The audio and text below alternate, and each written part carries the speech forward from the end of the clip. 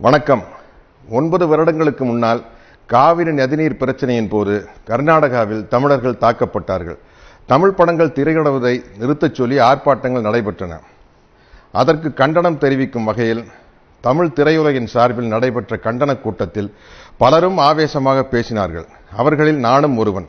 அதற்கு எதிர்வினையாக என்னுடைய கொடும்பாவி உருவ பொம்மைகள் கர்நாடகாவில் எரிக்கப்பட்டன.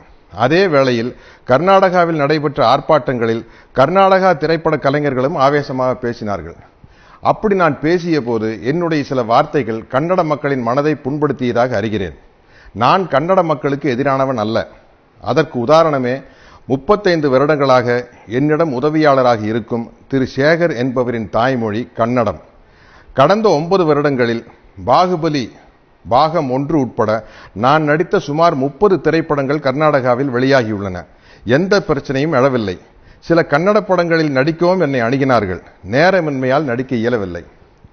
9 வருடங்களுக்கு முன்னால் நடந்த அந்த கண்டன கூட்டத்தில் நான் பேசிய அந்த வீடியோ பதிவை யூடியூபில் பார்த்ததாலும், நான் பேசிய சில வார்த்தைகளால் கன்னட மக்களின் மனம் புண்படுவதாக அவர்கள் கருதுவதாலும், அந்த சில வார்த்தைகளுக்காக 9 வருடங்களுக்கு பிறகு நான் கன்னட மக்களிடம் என் மனப்பூர்வமான வருத்தத்தை தெரிவித்துக் கொள்கிறேன். எனக்கு ஆதரவாக குரல் கொடுக்கும் தமிழீழ உறவுகளுக்கும் தமிழக மக்களுக்கும் என் நலம் விரும்புபவர்களுக்கும் என் மீது வருத்தம் கொள்ள வேண்டாம் என்று கேட்டுக்கொள்கிறேன். அவர்களுக்கு ஒரு சிறிய விளக்கம். பாகுபலி என்ற மிகப்பெரிய படத்தின் ஒரு மிகச்சிறிய தொழிலாளிதான் நான். என் ஒருவனுடைய செயலின் பொருட்டு, சொற்களின் பொருட்டு பல ஆயிரம் பேர்களின் உழைப்பும் பணமும் விரயமாவதை நான் விரும்பவில்லை. அது மட்டுமல்லாது, கர்நாடக மாநிலத்திற்கு பாகுபலி 2ஆம் பாகத்தை வாங்கிய விநியோகஸ்தர்களும் திரையரங்கு உரிமையாளர்களும் பாதிக்கப்படாமல்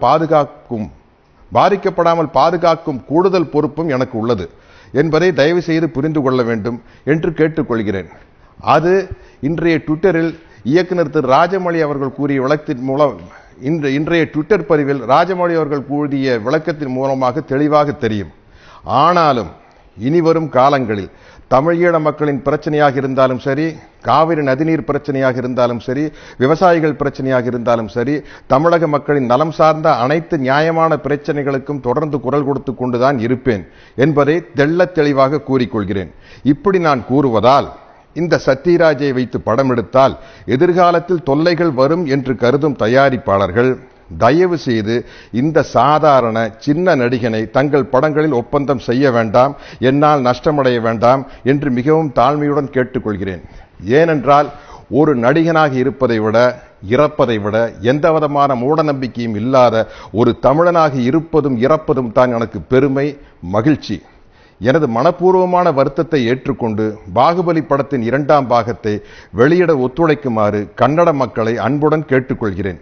என் உணர்வுகளை புரிந்து கொண்டு எனக்கு உறுதுணையாக நின்ற தமிழீழ மக்கள், தமிழின உணர்வாளர்கள், தென்னிந்திய திரைப்பட நடிகர் சங்கம், தமிழ் திரைப்பட தயாரிப்பாளர் சங்கம், தமிழ் திரைப்பட இயக்குநர்கள் சங்கம், தென்னிந்திய திரைப்பட தொழிலாளர்கள் சங்கம், என் நலம் விரும்பிகள் அனைவருக்கும் நான் எனது மனமார்ந்த நன்றியை தெரிவித்துக் கொள்கிறேன். என்னால் ஏற்பட்ட தொல்லைகளை பொறுத்து கொண்ட இயக்குனர் திரு ராஜமௌழி, தயாரிப்பாளர்கள் திரு ஷோபு, திரு பிரசாத் மற்றும் பாகுபலி படக்குழுவினர் அனைவருக்கும் எனது மனமார்ந்த நன்றியை தெரிவித்துக் கொள்கிறேன்.